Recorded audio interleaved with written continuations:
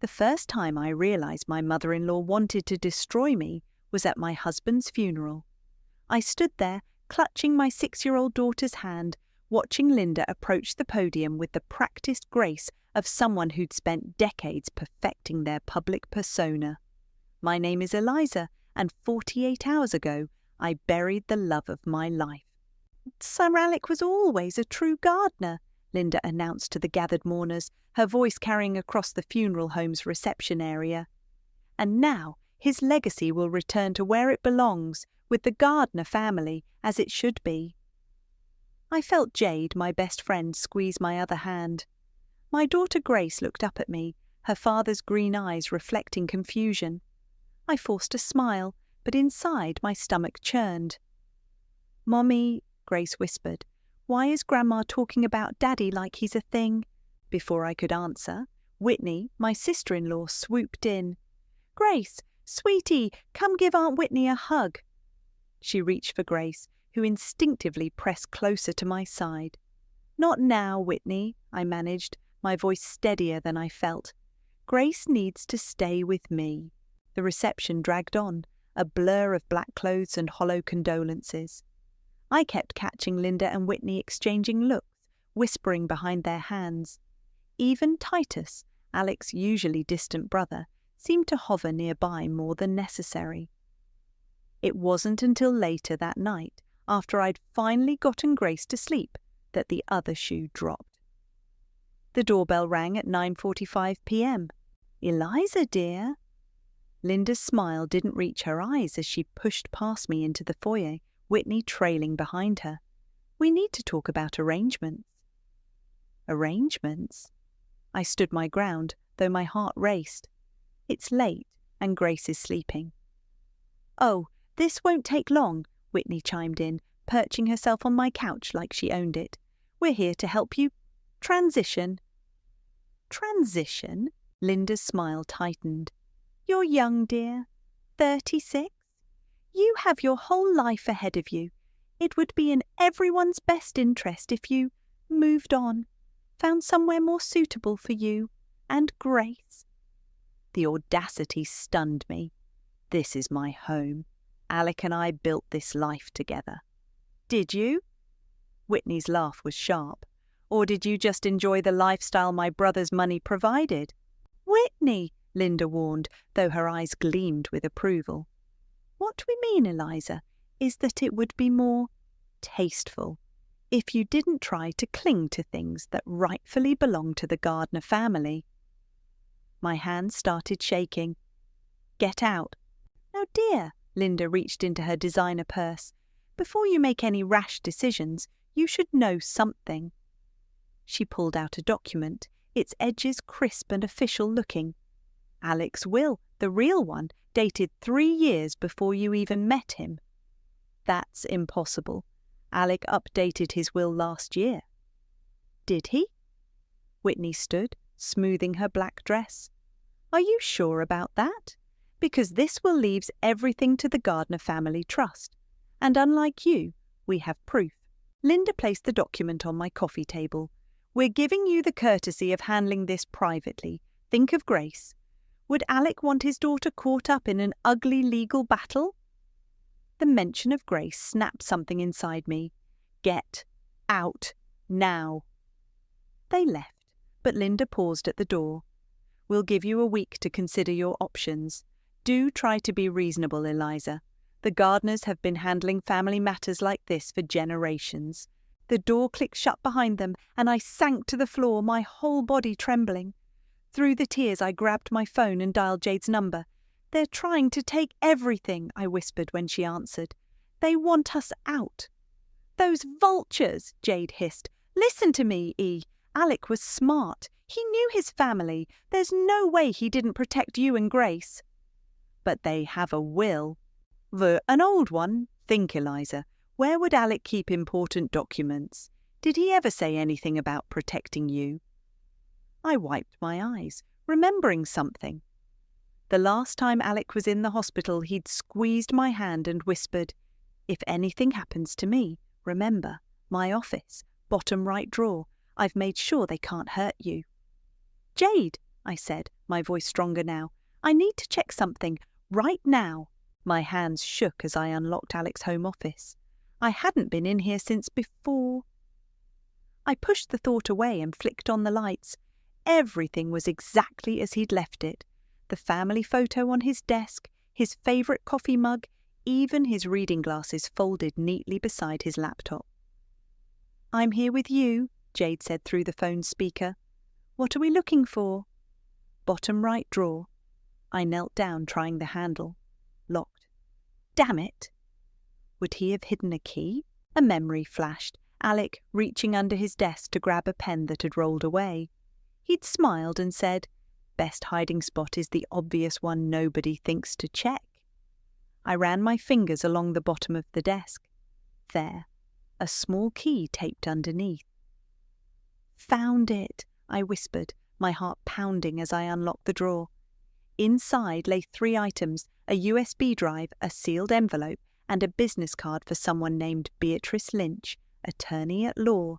"There's a letter," I told Jade, my voice cracking as I recognized Alec's handwriting. "Open it," she urged. "Read it to me." My fingers trembled as I broke the seal. "My dearest Eliza, if you're reading this, they made their move. I knew they would. Mother never could resist trying to control everything. I'm so sorry you're going through this alone, but you're stronger than they know.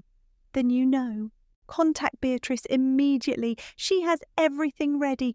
Don't let them intimidate you. Everything is legally yours and Grace's. Everything. I love you both more than life itself." Alec P.S.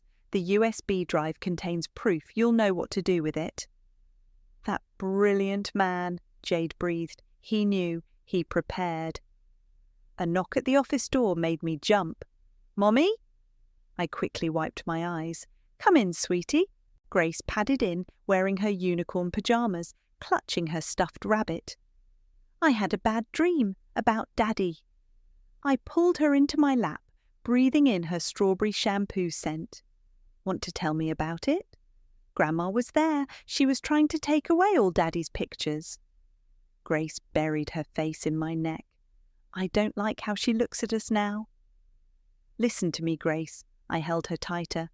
"No one is taking anything away from us. Daddy made sure of that." "How?"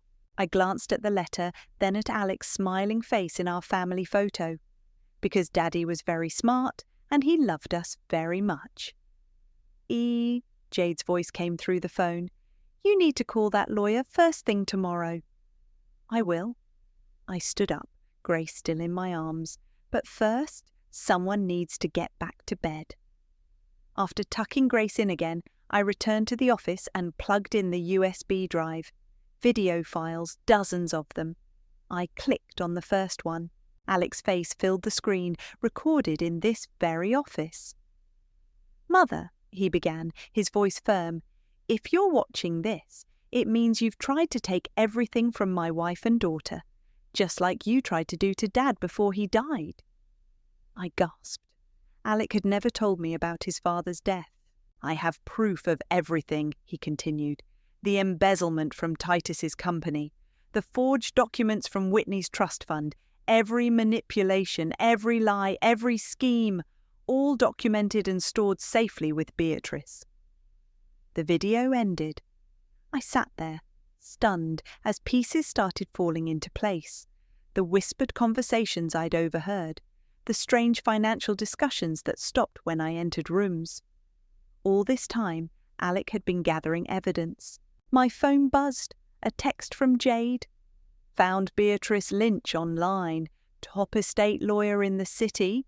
Want me to come with you tomorrow?" I looked at the business card, then at the family photo. In it, Alec was looking at Grace and me, not at the camera. His smile held so many secrets. "Yes," I texted back. "Time to show the Gardners exactly what Alec left behind." I slipped the USB drive and letter into my purse. Tomorrow, Linda would learn that her quiet, compliant daughter-in-law wasn't so powerless after all. Beatrice Lynch's office radiated old money and quiet power.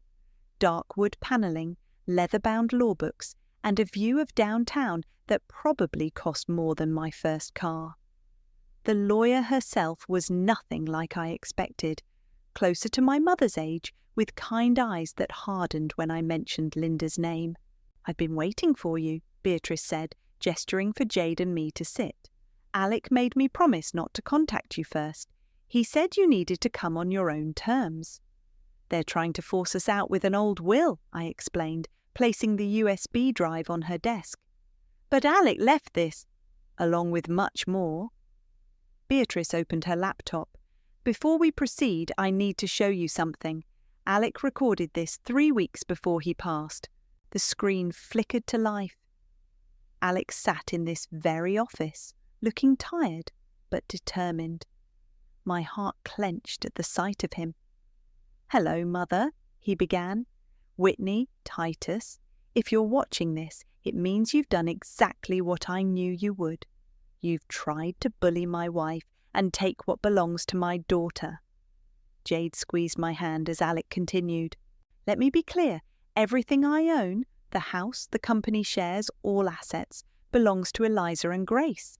Everything is in ironclad trust that you cannot touch. Beatrice has ensured this." He leaned forward, his voice growing harder. "But that's not all. I know what you did to Dad. I know about the medication mistakes during his final days, Mother. I know how you manipulated his pain meds when he wouldn't sign over his shares."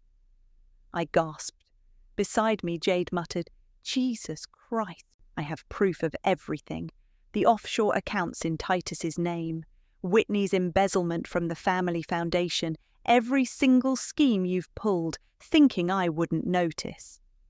Alec's eyes blazed. "Touch my family and it all comes out." The video ended. Silence filled the office. "There's more," Beatrice said quietly, pulling out a thick folder. "Hospital records showing Linda attempting to force Alec to sign documents while heavily medicated. Security footage of her threatening his nurses. Financial records proving systematic theft from company accounts." "Why didn't he expose them before?" Jade asked. "Because of Grace," I whispered, understanding dawning. "He wanted to protect her from the scandal, give them a chance to leave us alone." Beatrice nodded. "Exactly. But he knew they wouldn't. Linda's too obsessed with control. That's why he created this insurance policy." "What do we do now?" I asked. "Now?" Beatrice smiled grimly. "We wait for them to make their next move. They've already shown their hand with that outdated will. When they file it—" My phone buzzed. A text from an unknown number.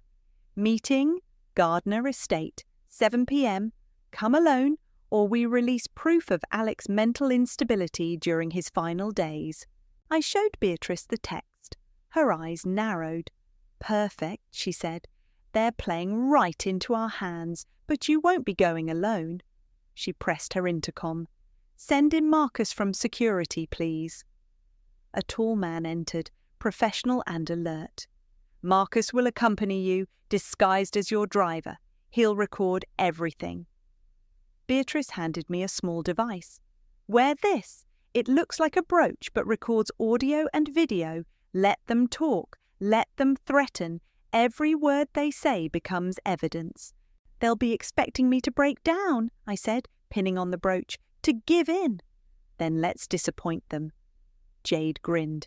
"Show them exactly who they're dealing with." Beatrice handed me another envelope. "One last thing. Alec left this for you. Said to give it to you when you were ready to fight back." Inside was a single photograph, Alec and me on our wedding day, but not the formal portrait. This was a candid shot of us laughing, completely lost in each other. On the back he'd written, "You're stronger than they could ever imagine. Show them what it means to underestimate you. All my love, A." I tucked the photo into my purse and stood. "What time is it?" "Just past noon," Jade checked her phone. "Good." I straightened my spine. "That gives us 7 hours to prepare for war." Beatrice's smile was wolf-like. "The Gardners won't know what hit them." The Gardner estate loomed before me, a monument to old money and older secrets. Marcus, posing as my driver, gave me a subtle nod as I stepped out of the car. The recording device felt heavy against my chest, disguised as an elegant brooch. Linda opened the door before I could knock. "Eliza, dear, so glad you could make it." Her smile was razor-sharp, and alone, as requested. The grand foyer hadn't changed since the first time Alec brought me here. All marble and mahogany designed to intimidate. Whitney sat perched on an antique settee, while Titus stood by the fireplace, trying to look disinterested. "Tea?" Linda gestured to an elaborate service set. "Let's skip the pretense," I said, remaining standing. "You threatened me with supposed proof of Alec's mental instability?" Whitney smirked. "We have signed statements from his private nurse, documenting his confused state during those final weeks." "Interesting." I kept my voice steady. "Would that be Nurse Roberts? The one Alec fired after catching her accepting bribes to alter his medication schedule?" The smirk faltered. Linda's teacup clinked sharply against its saucer. "We're trying to handle this privately," Linda recovered. "For Grace's sake, think of how it would affect her, seeing her father's deterioration splashed across the media." "Like you cared about Grace when you tried to change Alec's will while he was hospitalized," I shot back. Titus finally spoke. "That's a serious accusation, Eliza." "Is it? Should we discuss the offshore accounts, Titus? The ones in your name that mysteriously received company funds?" His face went pale. Whitney stood abruptly. "You're bluffing!" "Am I?" I pulled out my phone, pulled up a photo. "This is you, Whitney, entering Alec's hospital room at 3 a.m. with documents. The security cameras caught everything." "Enough!" Linda snapped. "You gold-digging little—" "Choose your next words carefully," I interrupted. "They might be quoted in court." Linda's composure cracked. "You think you can threaten us? We built this family's legacy while you were nothing. Some graphic designer Alec picked up at a charity event." "Mother," Titus warned, but she was on a roll. "We'll bury you in litigation, drain every penny fighting for custody of Grace. By the time we're done, you'll wish you'd taken our original offer." I smiled, touching my brooch. "Thank you for making your intentions so clear. My lawyer will be thrilled." Understanding dawned in Linda's eyes. "You're recording this." "Like mother, like son," I said softly. "Alec learned from the best how to gather evidence. He just used it to protect instead of destroy." The doorbell rang, making everyone jump. The butler appeared. "Mrs. Gardner, there's a Miss Lynch here with some papers." Beatrice strode in, briefcase in hand. "Good evening. I see we're all here. Excellent." She began distributing documents. "This is a cease and desist order. This is a copy of Alec's actual will, properly notarized and witnessed.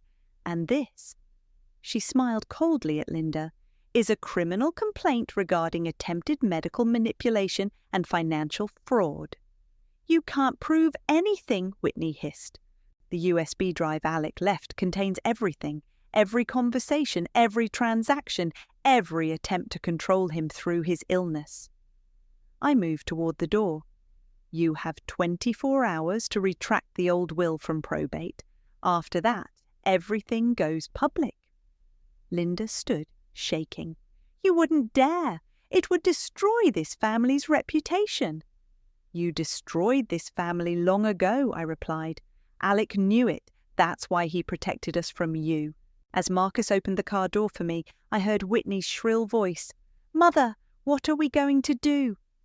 Linda's response was lost as we pulled away, but I caught a glimpse of her in the rearview mirror, standing in the doorway of her mansion, looking smaller than I'd ever seen her. My phone buzzed. A text from Jade. "How did it go?" "They took the bait," I wrote back. "Beatrice says Linda's lawyer will call first thing tomorrow to negotiate." "Good," Jade replied. "Time to show these vultures what happens when they mess with Mama Bear." I touched the brooch, now containing irrefutable evidence of their threats. Alec had given me everything I needed to fight back. Now it was my turn to protect what he'd built, not just our assets, but our daughter's future. The war had begun, and for the first time, I knew I would win. The next morning, Beatrice's office was a battlefield command centre. Her assistant brought in the third round of coffee as we reviewed the mounting evidence against the Gardners. "Linda's lawyer called at dawn," Beatrice announced, hanging up her phone. "They're desperate to settle." "Of course they are." Jade scrolled through financial records on her laptop. "Look at this. Their family trust is practically empty. They've been bleeding money for years." A knock interrupted us. Whitney's husband Gary stood in the doorway, looking uncomfortable in his expensive suit. "What are you doing here?" I demanded. "I came to talk." He closed the door. "Privately?" Beatrice nodded. "My conference room is secure." Once inside, Gary loosened his tie. "Look, this has gotten out of hand. Whitney's hysterical, Linda's having anxiety attacks, and Titus is talking about fleeing the country." "Sounds like a them problem," Jade muttered. "I have an offer," Gary continued, pulling out an envelope. $5 million, cash, plus a signed NDA from everyone involved. This all goes away quietly. I laughed. "You really don't get it, do you? This isn't about money." "Then what do you want?" "Justice." I leaned forward. "Your wife and mother-in-law tried to manipulate Alec's medical care. They attempted to steal from their own family. They threatened my daughter's future." "They're not bad people," Gary protested weakly. "They're just used to getting their way." "Used to getting away with it, you mean?" I pushed the envelope back. "No deal." "Don't be stupid, Eliza. Think about Grace." "I am thinking about Grace." My voice sharpened. "I'm thinking about teaching her that bullies don't win, that her father's legacy deserves respect." Gary's phone buzzed. His face paled reading the message. "What is it?" Jade asked. "The family estate." He swallowed hard. "The bank just initiated foreclosure proceedings. Linda's been hiding notices for months." Beatrice's assistant knocked urgently. "Turn on the news, now." The conference room's TV flickered to life. A reporter stood outside the Gardner estate. Breaking news in the business world as allegations of financial misconduct surface against prominent family members of deceased tech entrepreneur Alec Gardner. Sources claim evidence of systematic fraud. "How?" Gary stammered. "We had a day." "We didn't release this," I said, equally shocked. Beatrice checked her phone. "No, but Titus did. He just turned state's evidence. Apparently he's been wearing a wire for the FBI for weeks." My phone rang. Linda's number. I put it on speaker. "You vindictive bitch," she snarled. "Are you happy now? Everything we built, everything we protected." "You mean everything you stole?" I cut in. "Everything you manipulated and lied for." "I did what I had to do to preserve this family's position." "No, you did what you wanted to feed your own ego, and now you've lost it all." A crash echoed through the phone, followed by Whitney's voice. "Mother, Mother, are you okay?" The call ended. Minutes later, my phone buzzed with a text from Whitney. "Mum collapsed. Hospital. This is your fault." "Should we?" Gary looked lost. "Should we go?" "No." I gathered my things. They made their choices. Now they faced the consequences. As if on cue, Jade's laptop pinged with a news alert. "FBI raids Gardner estate. Documents seized." "Jesus," Gary whispered. "Whitney's going to lose everything." "Not everything," I said. "Just the things she never deserved to have." He left without another word. Through the conference room windows, I watched him hurry down the street, phone pressed to his ear. "You okay?" Jade touched my arm. "I thought I'd feel better," I admitted. "More satisfied?" "Revenge is complicated," Beatrice said quietly, "but sometimes it's necessary, not for pleasure, but for justice." My phone buzzed again, a message from an unknown number. I opened it to find a photo. Alec in his hospital bed, Linda standing over him with a document, his IV line conspicuously kinked. The caption read, "Thought you should have this too." T. Titus, I breathed. He was gathering evidence all along. Like brother, Jade said. I stared at the photo, remembering Alec's words from the video. Everything comes out eventually. He was right. The truth always finds its way to the surface, and sometimes it takes down empires in the process. The courthouse steps were crowded with reporters when we arrived for the emergency hearing. Linda sat in her wheelchair, a prop according to her hospital's head nurse, with Whitney hovering protectively beside her. Titus was nowhere to be seen. "Mrs. Gardner," a reporter thrust a microphone at me. "Any comment on the FBI investigation?" Beatrice stepped between us. "No comments until after the hearing." Inside, the courtroom hummed with tension. Our side of the gallery filled with unexpected allies, former employees, household staff, even Alec's old college roommate. Linda's side was notably empty. "All rise," the bailiff called. Judge Martinez studied the room. "Given the extraordinary circumstances and new evidence, we're here to review the estate of Alec." "Your Honour," Linda's lawyer interrupted, "my client requires medical accommodation." "Your client," Beatrice stood, "was seen playing tennis at her country club yesterday. We have video." Whitney gasped. Linda's face reddened. "Enough theatrics," Judge Martinez snapped. "Ms. Lynch, proceed with your evidence." Beatrice nodded to the court technician. The screen lit up with Alec's video testimony. "The date stamp shows this was recorded 3 weeks before his death," Beatrice explained. "Mr. Gardner was of sound mind, as confirmed by 3 independent medical evaluations." On screen, Alec detailed everything: the financial manipulation, the medical interference, the systematic abuse of power. "Stop this!" Linda tried to stand from her wheelchair. "He was confused, medicated." "Mother!" Whitney hissed. "Be quiet!" But Linda was unravelling. "I did everything for this family, everything. That little gold digger turned my own son against me."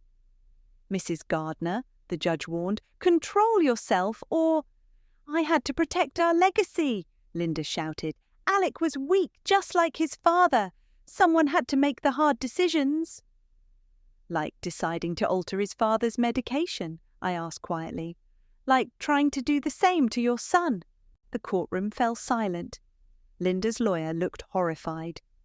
"Your Honour," Beatrice produced another file, "we have testimony from the hospice nurse who cared for Alec's father. She documents multiple instances of medication tampering." "Lies!" Linda tried to stand again. "All lies!" "Actually," a new voice spoke from the back of the courtroom. Titus walked in, followed by 2 FBI agents. "It's all true. I have the recordings to prove it." Whitney crumpled into her seat. "Titus, what have you done?" "What Alec would have done," he replied. "What I should have done years ago." Judge Martinez reviewed the new evidence, her expression grave. "Given these developments, I'm granting the emergency order. All assets are to remain under Mrs. Gardner's, Eliza's, control. Furthermore, I'm issuing a restraining order against Linda and Whitney." "You can't do this," Linda wheeled forward. "This is my family, my money." "No, Mother," Titus said quietly. "It was never yours to take." The judge's gavel cracked like thunder. "Court adjourned. FBI agents, you may proceed." I watched as the agents approached Linda and Whitney. The charges were read: conspiracy, fraud, attempted medical manipulation, financial crimes spanning decades. "Eliza," Linda called as they led her away, "you've destroyed everything. Are you happy now?" I thought of Alec, of his quiet strength and foresight, of Grace, who would grow up knowing her father had protected her until the very end. "No," I answered honestly. "I'm not happy. I'm at peace. There's a difference." Outside, Jade waited with Grace, who ran to hug me. Over her head, I saw Titus approaching. I know it doesn't make up for anything, he said, but I had to make it right for Alec. When did you start gathering evidence? The day I saw Mother tampering with his IV. I couldn't let her do it again. Grace looked up at him. Uncle Titus, are you a good guy now? He knelt to her level. I'm trying to be, kiddo. I'm trying to be. Beatrice touched my arm. The press will want statements.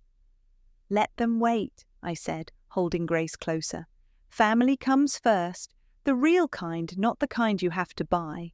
We walked away from the courthouse, leaving behind the wreckage of an empire built on lies. Sometimes I realized the greatest revenge isn't destruction, it's reconstruction, building something better from the ashes of what was lost. 3 months after the courthouse showdown, I sat in Alec's office, my office now, reviewing company reports when Grace burst in waving a newspaper. Mommy, look, Grandma's in the news again. The headline read, Socialite matriarch pleads guilty in fraud case, faces 10 years.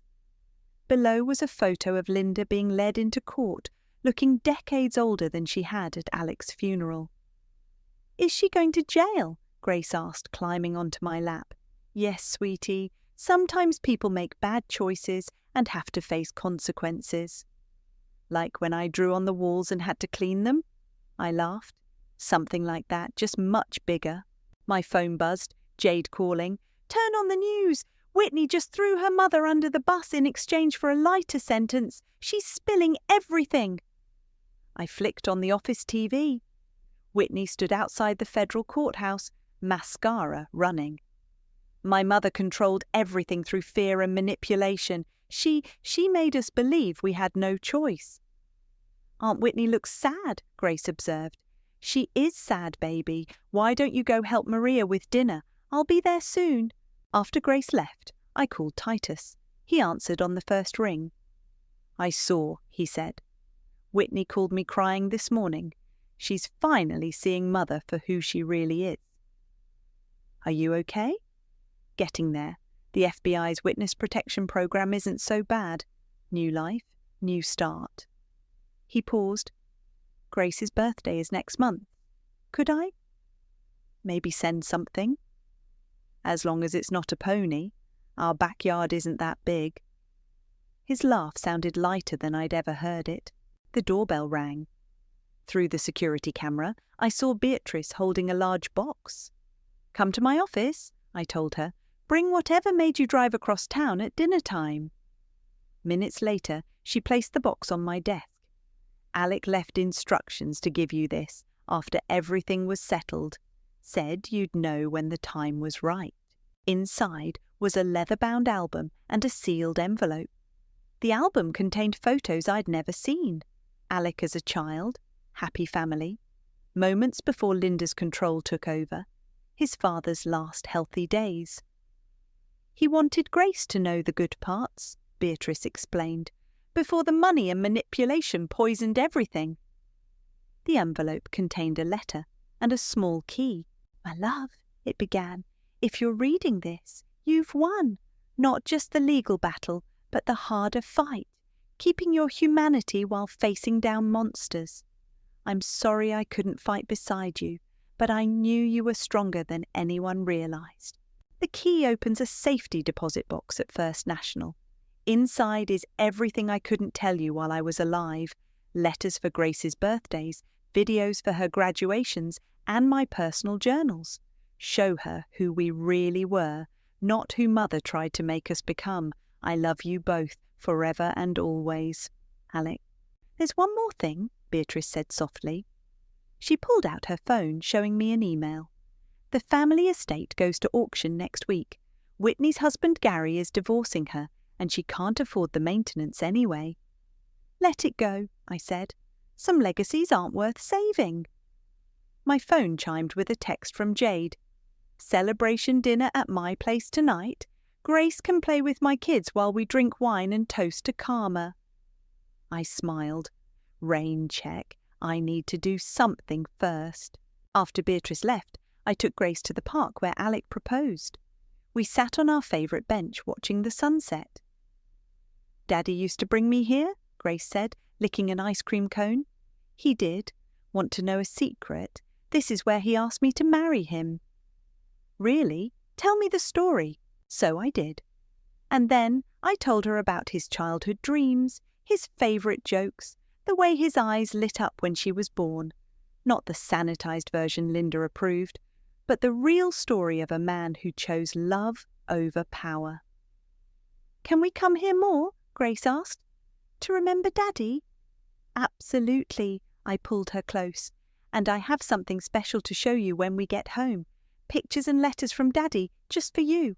The setting sun painted the sky in shades of hope, and for the first time since Alec died, victory felt like more than revenge. It felt like redemption. The auctioneer's gavel fell with finality. Sold! The Gardner estate and all contents to bidder number 47. I lowered my paddle, ignoring the whispers that rippled through the crowd. Jade squeezed my arm. Are you sure about this? Absolutely. I signed the paperwork with steady hands. Grace, want to see your new school? Her eyes widened. What do you mean? I knelt beside her. The estate is big enough to house a whole school. A place where kids can learn art, music, and technology, everything your daddy loved. Really? She bounced on her toes. Can I help? Of course. It was your idea, remember? When you said other kids should have a place to follow their dreams like Daddy did, the realtor handed me the keys. As we walked through the mansion's grand entrance, Grace ran ahead, her footsteps echoing differently now, with joy instead of tension. The Alec Gardner Academy for Creative Arts and Technology, Jade read from my proposal papers. Linda's going to have a stroke when she hears about this. Good thing she's got prison doctors then. My phone buzzed, a text from Whitney. I saw the auction results. It's fitting somehow. Dad would have loved this idea. Before I could respond, another message came through. I start therapy next week. Maybe someday Grace could know her aunt again, the real me, not Mother's puppet. One step at a time, I wrote back. Beatrice arrived with the contractors. The renovations can start next week. The school could open by fall. Perfect. I watched Grace peer into rooms, planning aloud which would be art studios, music rooms, computer labs. Alec always said this place needed children's laughter. A delivery truck pulled up. Special delivery from Witness Protection, the driver announced, winking. Inside was a beautiful handmade dollhouse, a perfect replica of the mansion. Titus's note read, for Grace's first student. Love, Uncle T. Mum, Grace called from upstairs. Come see, I found Daddy's old room. I followed her voice to a sun-filled bedroom. She stood by the window, holding a dusty model rocket. Daddy built this. Can we keep it for the science room? Of course. I touched the rocket gently. You know what else we found? All his old journals and project notebooks. We could display them, show students how he turned his dreams into reality. Like how he protected us? Exactly like that. Jade appeared in the doorway. There's someone here you need to see. Downstairs, an elderly man waited. Mrs. Gardner, I'm Robert, the gardener here for 40 years. I helped Alec build his first workshop in the greenhouse. If you're really turning this place into a school, I'd like to help. These gardens could teach kids about growth, patience, nurturing things. Tears pricked my eyes. We'd love that, Robert. The day flew by in a blur of planning and possibilities. As sunset painted the windows, Grace and I sat on the grand staircase, sharing a pizza. Mum? She wiped cheese from her chin. Are we doing this because we're angry at Grandma? No, sweetie. We're doing this because your daddy believed in creating good things from bad situations. Remember how he turned his company's biggest failure into their best product? She nodded. The coding mistake that became a game. Exactly. Sometimes the best revenge isn't destroying something. I gestured around us. It's transforming it into something beautiful. My phone chimed. A video message from Titus. The FBI approved me showing you this. The clip showed Linda in prison, watching news coverage of the auction. Her face crumpled as she heard my plans for her precious estate. Justice comes in many forms, Beatrice said, joining us with coffee. This might be the most poetic. Grace yawned against my shoulder. Can we come back tomorrow? I want to plan the art room. Of course. I kissed her head. This is your legacy now, the real Gardner legacy. Outside, fireflies danced in the garden Robert had loved for decades. Soon, children would learn and create here, their dreams nurtured instead of crushed. Alec would have loved that. His childhood home transformed from a monument to power into a sanctuary for possibility. Sometimes the best endings aren't endings at all. They're new beginnings, wrapped in healing and hope.